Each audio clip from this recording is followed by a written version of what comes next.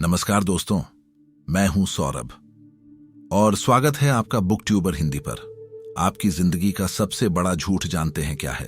वो झूठ जो आपके माँ बाप ने, आपके समाज ने, आपकी किताबों ने, आपकी पूरी दुनिया ने आपसे बोला है। वो झूठ ये नहीं है कि मेहनत करने से सब कुछ मिलता है। वो झूठ ये भी नहीं है कि कोई चमत्कार आपकी जिंदगी बदल देगा। आपकी जिंदगी का सबसे बड़ा, सबसे गहरा, सबसे खतरनाक झूठ ये है कि आपके विचार आपके अपने हैं। ये जो आवाज आपके दिमाग में 24 घंटे चलती रहती है, जिसे आप मैं कहते हैं, वो आपकी है ही नहीं। वो एक उधार की बासी सेकंड हैंड आवाज है। समाज का फेंका हुआ कचरा है जिसे आपने अपनी पहचान समझ लिया है। चौंक गए? गुस्सा आया? अच्छा है, क्योंकि आज हम कोई मीठी मीठी मोटिवेशन की गोली खाने के लिए यहां जमा नहीं हुए हैं। आज हम जहर पीने आए हैं, वो जहर जो दिमाग में बैठे हजारों सालों के झूठ को काट सके। बुक ट्यूबर हिंदी में आपका स्वागत है। और आज हम किसी किताब की समरी नहीं करेंगे। आज हम अपने मन की जेल की दीवारों पर डायनामाइट लगाने वाले हैं, और इस डायनामाइट का नाम है जे। कृष्णमूर्ति की फ्रीडम फ्रॉम द नोन, यानी ज्ञात से मुक्ति। ये कोई किताब नहीं है, ये एक आईना है। एक ऐसा आईना जो आपकी शक्ल नहीं, आपकी आत्मा की सड़न दिखाता है। और कृष्णमूर्ति कोई गुरु नहीं है, वो एक आध्यात्मिक विद्रोही है, एक स्पिरिचुअल एनर्किस्ट जो आपको सहारा देने नहीं, आपसे आपकी हर बैसाखी छीनने आए हैं। वो आपको रास्ता दिखाने नहीं, आपसे आपका नक्शा फाड़कर फेंकने आए हैं। अगर आप आराम ढूंढ रहे हैं, तसल्ली ढूंढ रहे हैं, तो ये वीडियो अभी बंद कर दीजिए, क्योंकि यहां आराम नहीं मिलेगा, यहां बेचैनी मिलेगी, यहां शांति नहीं, एक क्रांति की शुरुआत होगी। वो क्रांति जो किसी देश में या समाज में नहीं, आपके भीतर, आपकी चेतना के हर एक कोने में होगी। तो अगर हिम्मत है तो चलिए इस जेल को तोड़ते हैं, एक एक करके हर दीवार को गिराते हैं। हमारी सबसे पहली और सबसे मजबूत जेल क्या है? हमारा ज्ञान, हमारा अनुभव, हमारी यादें, वो सब कुछ जो हम जानते हैं। आपको ये बात पागलपन लगेगी, हम तो पूरी जिंदगी ज्ञान इकट्ठा करने में लगा देते हैं। स्कूल, कॉलेज, किताबें, डिग्रियां। हम सोचते हैं जितना ज्यादा जानेंगे उतने ज्यादा आजाद होंगे। कृष्णमूर्ति कहते हैं बिल्कुल उल्टा। आपका ज्ञान ही आपका सबसे बड़ा पिंजरा है। आपका अतीत, आपकी यादें, आपके अनुभव, ये सब मिलकर एक फिल्टर बना देते हैं, और आप पूरी दुनिया को, हर नई चीज को उसी पुराने फिल्टर से देखते हैं।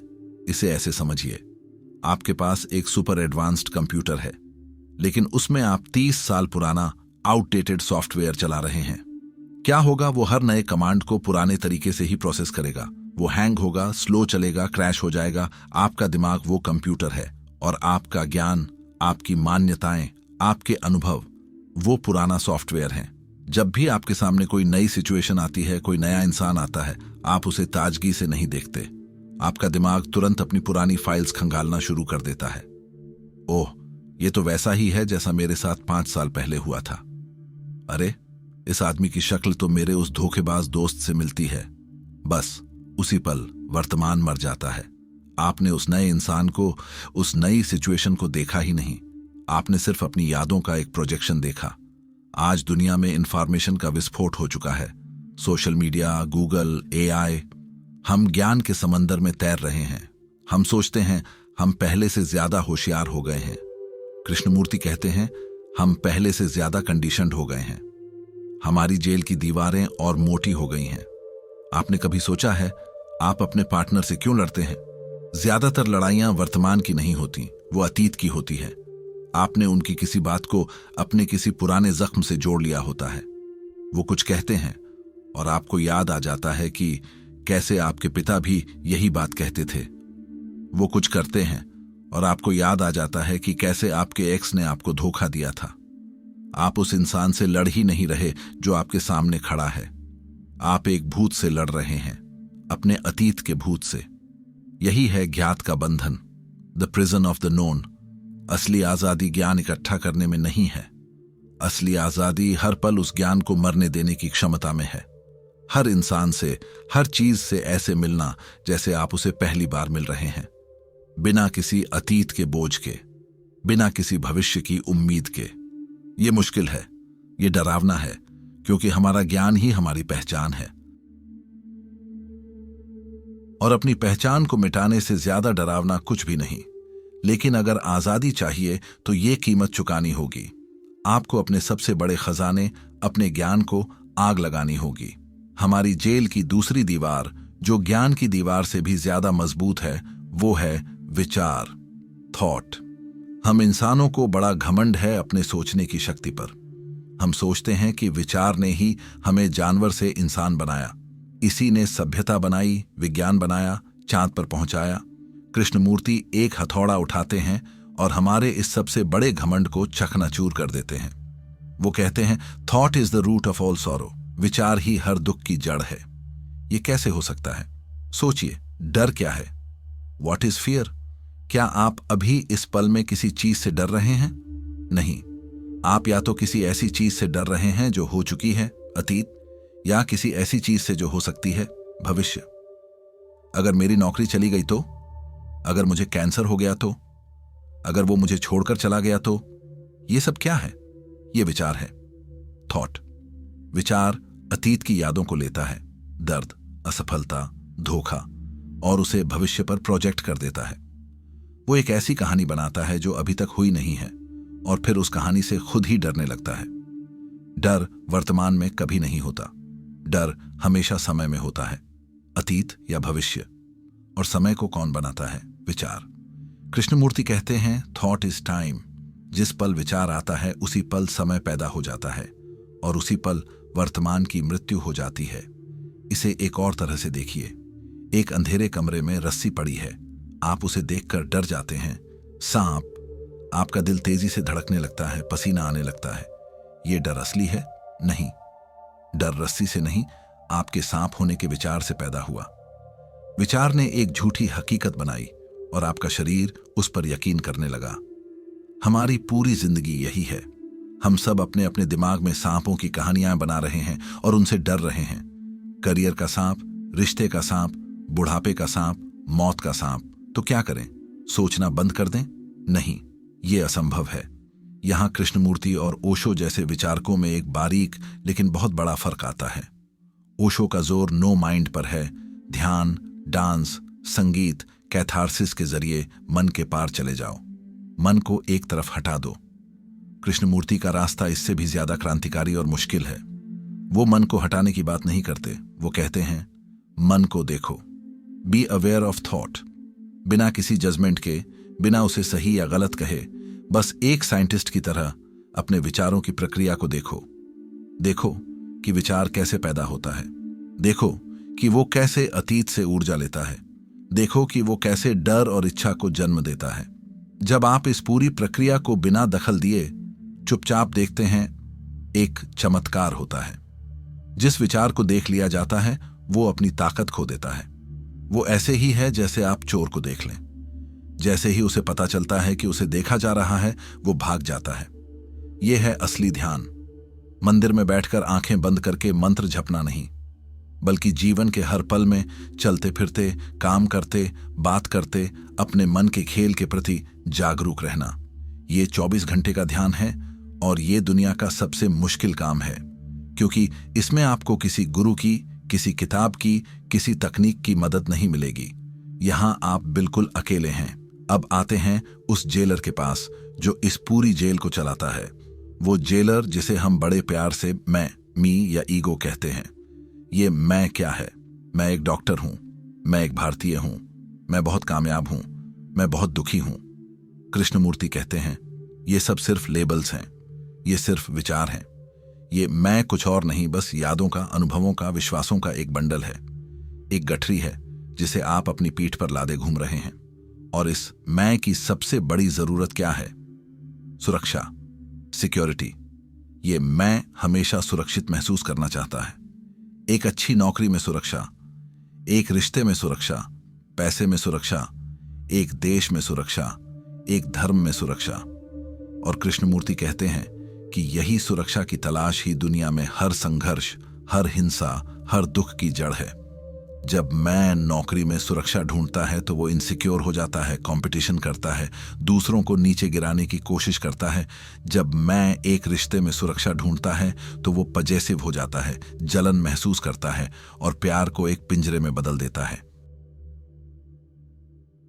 जब मैं एक धर्म या विचारधारा में सुरक्षा ढूंढता है तो वो कहता है मेरा भगवान ही सच्चा है, मेरी विचारधारा ही सही है, और फिर वो दूसरों के भगवानों और विचारधाराओं से नफरत करने लगता है। राष्ट्रवाद को देखिए, पेट्रियोटिज्म, मेरा देश महान है। ये क्या है? ये एक छोटे मैं का एक बड़े मैं के साथ जुड़कर सुरक्षित महसूस करने का तरीका है। और इसी मेरा देश के विचार ने इतिहास में सबसे भयानक युद्ध करवाए हैं, करोड़ों लोगों की जान ली है। आपका घर, आपकी प्रॉपर्टी, आपका बैंक बैलेंस, ये सब क्या है? ये आपके मैन का एक्सटेंशन है। जब कोई आपकी कार पर खरोंच मार देता है तो आपको ऐसा क्यों लगता है कि खरोंच आप पर लगी है? क्योंकि आपने उस कार के साथ अपनी पहचान जोड़ ली है। कृष्णमूर्ति एक बहुत ही असहज कर देने वाला सवाल पूछते हैं। अगर आपसे आपकी डिग्री छीन ली जाए, आपका नाम, आपकी जायदाद, आपके रिश्ते, आपका धर्म, आपकी राष्ट्रीयता, आपकी सारी यादें, सब कुछ मिटा दिया जाए, तो पीछे क्या बचेगा? क्या आप बचेंगे या सिर्फ एक खालीपन? इस खालीपन से हम इतना डरते हैं कि पूरी जिंदगी इस मैं की गठरी को और भारी करने में लगे रहते हैं और ज्ञान इकट्ठा करते हैं और पैसा कमाते हैं और रिश्ते बनाते हैं और पहचानें ओढ़ते हैं। जिस दिन आप इस मैं के धोखे को देख लेते हैं, उसी दिन आप असली सुरक्षा को पाते हैं। और वो सुरक्षा किसी बाहरी चीज में नहीं है, वो इस एहसास में है कि आप कुछ भी नहीं हैं। You are nothing. और जब आप कुछ नहीं होते, तभी आप सब कुछ होने के लिए आजाद होते हैं। जब बर्तन खाली होता है, तभी उसमें कुछ भरा जा सकता है। हमारी चौथी जेल की दीवार है तुलना और सफलता की दौड़, comparison and the pursuit of success. बचपन से हमारे दिमाग में एक ही जहर भरा जाता है। शर्मा जी के लड़के को देखो, 95% लाया है। तुम्हारी बहन कितना अच्छा गाती है, तुम कुछ क्यों नहीं करते? स्कूल, कॉलेज, ऑफिस, समाज, हर जगह एक ही खेल चल रहा है, तुलना, तुलना और तुलना। और इस तुलना से पैदा होती है महत्वाकांक्षा, एम्बिशन। मुझे उससे बेहतर बनना है, मुझे उससे ज्यादा कमाना है, मुझे उससे ज्यादा मशहूर होना है। कृष्णमूर्ति कहते हैं comparison is a form of violence. तुलना एक तरह की हिंसा है, न सिर्फ दूसरों के प्रति बल्कि खुद के प्रति भी। जब आप खुद की तुलना किसी और से करते हैं तो आप उसी पल अपनी यूनिकनेस का, अपनी मौलिकता का अपमान कर रहे होते हैं। आप जो हैं सी उसे नकार रहे हैं और जो आप होना चाहिए उसके पीछे भाग रहे हैं। इस व्हाट इज और व्हाट शुड बी के बीच का जो गैप है, वही सारा संघर्ष है, वही सारा दुख है। आज की दुनिया तो तुलना की फैक्ट्री बन चुकी है। सोशल मीडिया खोलिए, इंस्टाग्राम पर कोई मालदीव्स में छुट्टियां मना रहा है, फेसबुक पर किसी दोस्त ने नई मर्सिडीज खरीद ली है, लिंक्डइन पर कोई 25 साल की उम्र में CEO बन गया है, और आप अपनी साधारण सी जिंदगी को देखकर क्या महसूस करते हैं? ईर्ष्या, अपर्याप्तता, दुख। आप उनकी एडिटेड, फिल्टर्ड, झूठी जिंदगी की तुलना अपनी रॉ, अनकट, असली जिंदगी से कर रहे हैं। ये एक ऐसा खेल है जिसे आप कभी जीत नहीं सकते। और ये जो सफलता का भूत हमारे सिर पर चढ़ा हुआ है, ये क्या है?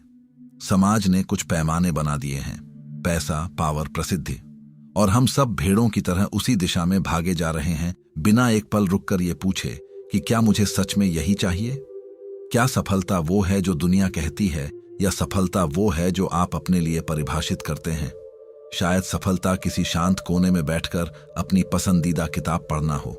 शायद सफलता अपने बच्चों के साथ बिना किसी डिस्ट्रैक्शन के 1 घंटा बिताना हो। लेकिन नहीं, हमें तो वो सफलता चाहिए जिस पर दुनिया ताली बजाए। हम दूसरों की तालियों के भूखे हैं। हम दूसरों की नजरों में अपनी कीमत ढूंढ रहे हैं, और जो इंसान दूसरों की नजरों में अपनी कीमत ढूंढता है वो कभी आजाद नहीं हो सकता। वो हमेशा एक गुलाम रहेगा। यहां मुझे एक जैन कहानी याद आती है। 2 जैन भिक्षु एक नदी के किनारे से गुजर रहे थे। नदी में बाढ़ आई हुई थी और पानी बहुत तेज था। किनारे पर एक बहुत ही सुंदर युवती खड़ी थी जो नदी पार करने से डर रही थी। पहले भिक्षु ने, जो सीनियर था, बिना कुछ सोचे समझे युवती को अपनी बाहों में उठाया और नदी के पार छोड़ दिया। युवती ने धन्यवाद कहा और चली गई। दोनों भिक्षु अपनी यात्रा पर आगे बढ़ गए। दूसरा भिक्षु, जो जूनियर था, बहुत बेचैन था। वो कुछ कहना चाहता था पर कह नहीं पा रहा था। मीलों चलने के बाद जब वो अपने मठ पहुंचने वाले थे, उससे रहा नहीं गया। उसने पहले भिक्षु से कहा, गुरुजी, हमें तो किसी स्त्री को छूने की भी मनाही है। आपने उस सुंदर युवती को अपनी बाहों में कैसे उठा लिया? ये तो हमारे नियमों के खिलाफ है। पहले भिक्षु ने मुस्कुराकर जवाब दिया, मैं तो उस युवती को मीलों पहले नदी के किनारे ही छोड़ आया था, पर लगता है तुम उसे अभी तक अपने दिमाग में ढो रहे हो। ये कहानी तुलना, नियम और घात के बोझ का सबसे बड़ा उदाहरण है। दूसरा भिक्षु नियमों द नोन में फंसा हुआ था। वो लगातार तुलना कर रहा था, क्या सही है, क्या गलत है, और इस चक्कर में वो उस लड़की का बोझ मीलों तक ढोता रहा। पहला भिक्षु आजाद था। उसने वही किया जो उस पल में जरूरी था और फिर उस पल को वहीं छोड़ दिया। वो वर्तमान में जी रहा था। हम सब उस दूसरे भिक्षु की तरह हैं।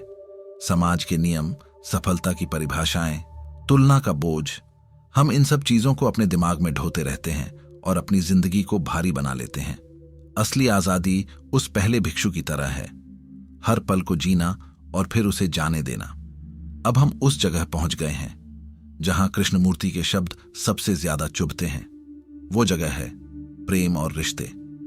हम सब प्यार चाहते हैं। हम सब एक ऐसा साथी चाहते हैं जो हमें समझे, हमें पूरा करे।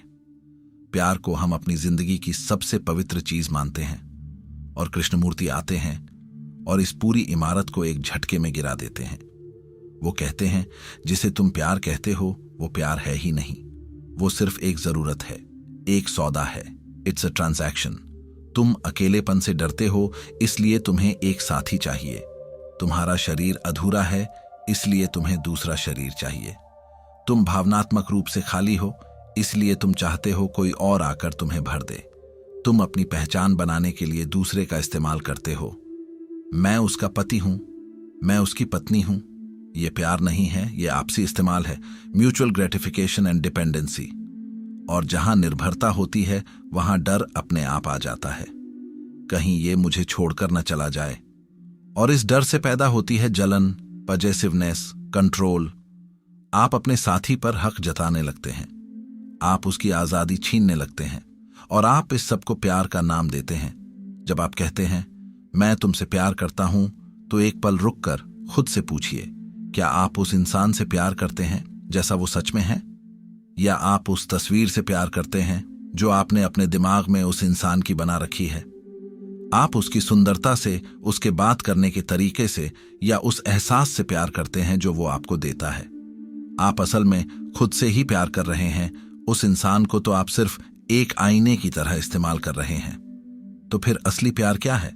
कृष्णमूर्ति कहते हैं, love can only come into being when there is no me. प्यार सिर्फ तभी संभव है जब मैं मौजूद ना हो।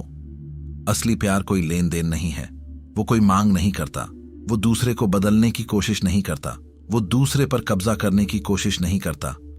असली प्यार एक फूल को देखने जैसा है। जब आप एक फूल को देखते हैं, आप उसकी सुंदरता का आनंद लेते हैं। आप ये नहीं कहते ये फूल मेरा होना चाहिए। आप उसे तोड़ने की कोशिश नहीं करते। अगर आपने उसे तोड़ा तो वो मर जाएगा। आप बस उसे होने देते हैं। आप उसकी खुशबू को महसूस करते हैं और आगे बढ़ जाते हैं। क्या आप किसी इंसान को ऐसे प्यार कर सकते हैं बिना उसे अपनी प्रॉपर्टी समझे, बिना उससे कुछ मांगे, बिना अपनी सुरक्षा और खुशी की जिम्मेदारी उस पर डाले? ये प्यार ध्यान की अवस्था है। इसमें कोई संघर्ष नहीं है, कोई द्वंद्व नहीं है। इसमें सिर्फ एक गहरी समझ और करुणा है। लेकिन इस प्यार तक पहुंचने के लिए आपको पहले अकेले होने की हिम्मत जुटानी होगी। आपको अपने भावनात्मक अकेलेपन का सामना करना होगा। जब आप खुद के साथ पूरी तरह से सहज हो जाते हैं, जब आपको खुद को पूरा करने के लिए किसी और की जरूरत नहीं रहती, सिर्फ तभी आप असली प्यार करने के काबिल बनते हैं। वरना आप जिसे प्यार समझ रहे हैं वो सिर्फ डर का एक खूबसूरत मुखौटा है। और अब हम आते हैं कृष्णमूर्ति के सबसे क्रांतिकारी, सबसे डरावने और सबसे आजाद कर देने वाले सत्य पर। सच्ची आजादी का मतलब है मनोवैज्ञानिक रूप से बिल्कुल अकेले खड़े होना, साइकोलॉजिकली स्टैंडिंग अटरली अलोन। इसका मतलब सन्यासी बनकर जंगल में चले जाना नहीं है। इसका मतलब है अपने भीतर हर तरह की अथॉरिटी, हर तरह के सहारे को गिरा देना। हम हमेशा किसी न किसी को फॉलो करना चाहते हैं। कोई गुरु, कोई भगवान, कोई किताब, कोई विचारधारा, कोई हमें बता दे कि क्या सही है, क्या गलत है। कोई हमें जीवन का रास्ता दिखा दे। क्यों? क्योंकि हम खुद जिम्मेदारी लेने से डरते हैं, हम सोचने से डरते हैं, हम गलती करने से डरते हैं। किसी को फॉलो करना बहुत आसान है। अपना दिमाग बंद करो और बस बताए हुए रास्ते पर चलते रहो। कृष्णमूर्ति कहते हैं, truth is a pathless land. सत्य तक कोई बना बनाया रास्ता नहीं जाता। अगर कोई रास्ता है तो वो ज्ञात का हिस्सा है, वो किसी और का अनुभव है, किसी और का ज्ञान है, वो आपका नहीं हो सकता। आप बुद्ध के रास्ते पर चलकर बुद्ध नहीं बन सकते, आप सिर्फ बुद्ध की एक सस्ती नकल बन सकते हैं।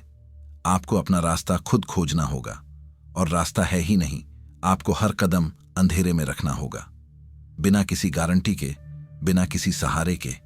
इसका मतलब है छोड़ना, अपनी विचारधाराओं को छोड़ना, और हां, जय कृष्णमूर्ति को भी छोड़ना। कृष्णमूर्ति ने साफ कहा था, मैं तुम्हारा गुरु नहीं हूं। अगर तुम मुझे फॉलो करते हो तो तुम सच्चाई से उतने ही दूर हो जाओगे। वो एक साइन पोस्ट की तरह थे जो चांद की तरफ इशारा कर रहा है, और हम मूर्ख लोग उंगली को ही देखने लगते हैं, उंगली की पूजा करने लगते हैं। कृष्णमूर्ति कहते हैं, उंगली को मत देखो, चांद को देखो। ये मनोवैज्ञानिक अकेलापन दुनिया की सबसे डरावनी चीज है, क्योंकि इसमें कोई सुरक्षा नहीं है, कोई तसल्ली नहीं है। आप बिल्कुल नग्न, बिल्कुल खाली खड़े हैं, लेकिन कृष्णमूर्ति कहते हैं, इसी अकेलेपन में, इसी खालीपन में एक अद्भुत शक्ति है, एक रचनात्मकता है। जब आपका दिमाग दूसरों के विचारों से, किताबों के ज्ञान से, गुरुओं के उपदेशों से खाली होता है, सिर्फ तभी उसमें कुछ नया, कुछ मौलिक, कुछ सच्चा उतर सकता है। सच्चाई को फॉलो नहीं किया जा सकता, उसे हर पल खुद खोजना पड़ता है, सुबह की ताजी हवा की तरह। उसे आप बोतल में बंद करके नहीं रख सकते। क्या आप में इतनी हिम्मत है? क्या आप समाज की, धर्म की, परिवार की सुरक्षा की चादर को फाड़कर फेंक सकते हैं? क्या आप दुनिया के सामने बिल्कुल अकेले खड़े हो सकते हैं, बिना किसी पहचान के, बिना किसी सहारे के? अगर हां, तो मुबारक हो, आपने आजादी का पहला कदम उठा लिया है। तो जात से मुक्ति का सार क्या है? ये कोई फिलॉसफी नहीं है जिसे आप याद कर लें, ये कोई तकनीक नहीं है जिसका आप अभ्यास करें। ये सिर्फ एक चीज है, अवेयरनेस, जागरूकता। जागरूकता इस बात की कि आपका ज्ञान आपका पिंजरा है। जागरूकता इस बात की कि आपका विचार ही डर पैदा करता है। जागरूकता इस बात की कि मैं सिर्फ एक धोखा है। जागरूकता इस बात की कि तुलना एक हिंसा है। जागरूकता इस बात की कि जिसे आप प्यार कहते हैं वो अक्सर डर होता है। जागरूकता इस बात की कि आप हमेशा किसी न किसी सहारे की तलाश में हैं। आपको कुछ करना नहीं है, आपको सिर्फ देखना है, अपने मन के इस पूरे खेल को, इस पूरे स्ट्रक्चर को बिना किसी जजमेंट के बस देखना है। जिस पल आप इस जेल को पूरी तरह से देख लेते हैं, the very perception of the prison is the liberation from it. Jail को देख लेना ही जेल से आजादी है। कृष्णमूर्ति आपको कोई जवाब नहीं देते, वो आपसे आपके सारे जवाब छीन लेते हैं ताकि आप पहली बार खाली होकर सच्चाई को खुद देख सकें। वो आपको कोई आराम नहीं देते, वो आपका आराम हराम कर देते हैं। और यही एक सच्चे मित्र का काम है। सवाल ये नहीं है कि कृष्णमूर्ति कौन थे, सवाल ये नहीं है कि इस वीडियो से आपने क्या सीखा। असली सवाल ये है, अब आप क्या करेंगे? क्या आप वापस जाकर उसी नींद में सो जाएंगे, उसी उधार के विचारों, उसी डरों, उसी रिश्तों के खेल में उलझ जाएंगे, या फिर आप अपनी आंखें खुली रखेंगे? सवाल यह है, आप कौन हैं? अपनी डिग्री, अपने नाम, अपने नोन, अपने ज्ञान के पीछे आप सच में कौन हैं? इस सवाल का जवाब कोई और नहीं दे सकता। इसका जवाब आपको खुद खोजना होगा, खामोशी में, अकेलेपन में। अगर आप उन कुछ लोगों में से हैं जिनमें इस गहराई तक जाने की हिम्मत है, अगर आप समाज की दी हुई झूठी तसल्लियों और छिछले मोटिवेशन से थक चुके हैं, तो ये चैनल बुक ट्यूबर हिंदी आपका ठिकाना है। यहां हम सिर्फ बातें नहीं करते, हम अपने मन की अदृश्य जंजीरों को मिलकर तोड़ते हैं। अगर आज की बातों ने आपको अंदर तक हिलाया है, अगर आपको लगा है कि कोई पहली बार आपसे सच बोल रहा है, तो नीचे सब्सक्राइब का बटन दबाकर इस विद्रोह का, इस क्रांति का हिस्सा बनिए। और मुझे कमेंट में जरूर बताइए कि कृष्णमूर्ति की कौन सी एक बात ने आपके दिमाग पर हथौड़े की तरह चोट की। आपका हर कमेंट एक और सोए हुए इंसान को जगाने की चिंगारी बन सकता है। इस वीडियो को उसे एक दोस्त या रिश्तेदार के साथ शेयर कीजिए जिसे आप वाकई में आजाद देखना चाहते हैं। उसे नहीं जो आराम चाहता है, बल्कि उसे जो सच की तलाश में है। क्योंकि जैसा किसी ने कहा है, the truth will set you free, but first it will piss you off. सच तुम्हें आजाद करेगा, पर पहले वो तुम्हें तिलमिला देगा। मिलते हैं अगले वीडियो में एक और जंजीर तोड़ने के लिए। देखते रहिए और सबसे जरूरी, जागते रहिए। बहुत बहुत धन्यवाद।